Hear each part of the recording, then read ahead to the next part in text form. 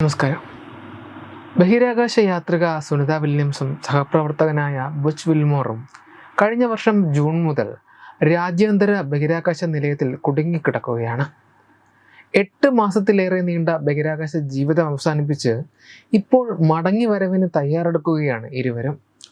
ബഹിരാകാശ നിലയത്തിൽ സീറോ ഗ്രാവിറ്റിയിൽ കഴിഞ്ഞിരുന്ന ഇരുവർക്കും തിരികെ എത്തുമ്പോൾ അനുഭവിക്കേണ്ടി വരിക സമാനതകളില്ലാത്ത ശാരീരിക അസ്വാസ്ഥ്യങ്ങളായിരിക്കുമെന്നാണ് നിഗമനം. ശരീരത്തിനുണ്ടാകുന്ന കഠിനമായ വെല്ലുവിളികൾ നേരിടുവാനുള്ള തയ്യാറെടുപ്പിലാണ് സുനിത വില്യംസും ബുച്ചും. ഭൂമിയിൽ തിരിച്ചെത്തുമ്പോൾ സുനിത വില്യംസിനും ബുച്ച് വിൽമോറിനും ഒരു പെൻസിൽ ഉയർത്താൻ പോലും ആയാസമായിരിക്കുമെന്നാണ് വിവരം. ഭൂമിയുടെ ഗുരുത്വാകർഷണം ശരീരദ്രവങ്ങളെയെല്ലാം താഴേക്ക് വലിക്കാൻ തുടങ്ങും. ശരീരം ഗുരുത്വാകർഷണ ശക്തികളുമായി പൊരുത്തപ്പെടുമ്പോൾ ഈ മാറ്റം അസ്വസ്ഥതയ്ക്കും ഭാരം തോന്നുന്നതിനും കാരണമാകും. തിരികെ ഭൂമിയിലെ ജീവിതവുമായി പൊരുത്തപ്പെടുന്നത് വെല്ലുവിളി നിറഞ്ഞതായിരിക്കുമെന്ന് സമ്മതിച്ചുകൊണ്ട് സുനിത വില്യംസും ഈ ചിന്തകൾ ബുച്ച് വിൽമോറിനൊപ്പം മുൻപ് പങ്കുവച്ചിരുന്നു.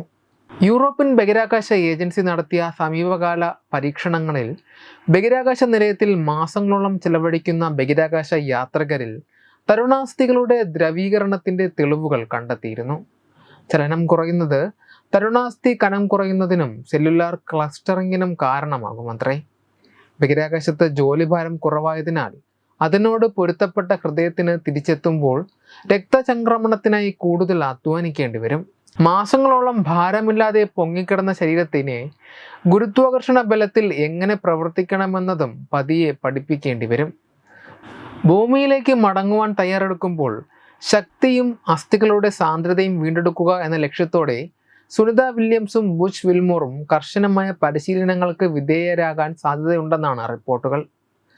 പേശികളുടെ ബലം വീണ്ടെടുക്കുന്നതിനും ചലനം സുഗമമാക്കുന്നതിനുമായി ഫിസിയോതെറാപ്പി, വ്യായാമങ്ങൾ, കാർഡിയോ വാസ്കുലർ വ്യായാമങ്ങൾ, കൃത്യമായ ഡയറ്റ് എന്നിവയും ഇതിൽ ഉൾപ്പെടുന്നു. സ്റ്റാർലൈനറിൻ്റെ മനുഷ്യരെയും വഹിച്ചുള്ള ISSലേക്കുള്ള ആദ്യ പരീക്ഷണത്തിൻ്റെ ഭാഗമായി ജൂൺ 5-നാണ് സുനിത വില്യംസും ബുച്ച് വിൽമോറും ഭൂമിയിൽ നിന്നും പുറപ്പെടുന്നത്. ജൂൺ 7-ന് അവർ അന്താരാഷ്ട്ര ബഹിരാകാശ നിലയത്തിലെത്തി. ജൂൺ 13-ന് മടങ്ങാനായിരുന്നു പദ്ധതി. എന്നാൽ സ്റ്റാർലൈനർ പേടകത്തിൻ്റെ ത്രസ്റ്ററുകൾക്കുണ്ടായ തകരാറുകളും ഹീലിയം ചോർച്ചയും എല്ലാം മാറ്റിമറിക്കുകയായിരുന്നു. ദീർഘനാളത്തെ ബഹിരാകാശവാസത്തിന് ശേഷം ഇരുവരും മാർച്ച് 19-ന് ഭൂമിയിലേക്ക് മടങ്ങുമെന്നാണ് പ്രതീക്ഷിക്കുന്നത്. സുനിത വില്യംസിനെയും ബുച്ച് വിൽമോറിനെയും മടക്കിക്കൊണ്ടുവരുവാനുള്ള ക്രൂട്ടൺ ദൗത്യം മാർച്ച് 12-ന് ഇലോൺ മസ്കിൻ്റെ സ്പേസ് എക്സ് വിക്ഷേപിക്കും. ഒരാഴ്ചയ്ക്ക് ശേഷം മാർച്ച് 19-ന് നീണ്ട കാത്തിരിപ്പ് അവസാനിപ്പിച്ച് സുനിതയും ബുച്ചും ഡ്രാഗൺ ക്യാപ്സ്യൂളിൽ ഭൂമിയിൽ ലാൻഡ് ചെയ്യും. നിലവിൽ സ്പേസ് സ്റ്റേഷന്റെ കമാൻഡറായ സുനിത വില്യംസ് ക്രൂട്ടൺ ദൗത്യത്തിൽ വരുന്ന പുതിയ കമാൻഡർക്ക് ISSന്റെ ചുമതല കൈമാറിയ ശേഷമാണ് ഡ്രാഗൺ ക്യാപ്സ്യൂൾ അന്താരാഷ്ട്ര ബഹിരാകാശ നിലയത്തിൽ നിന്ന് അൺഡോക്ക് ചെയ്യുക. വെബ് ഡെസ്ക് തത്തുമൈ ന്യൂസ്.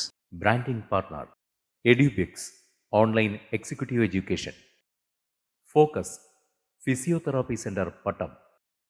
ഉന്നത് എഞ്ചിനീയറിംഗ് ഗുജറാത്ത്. തീർത്ഥയാത്ര.com.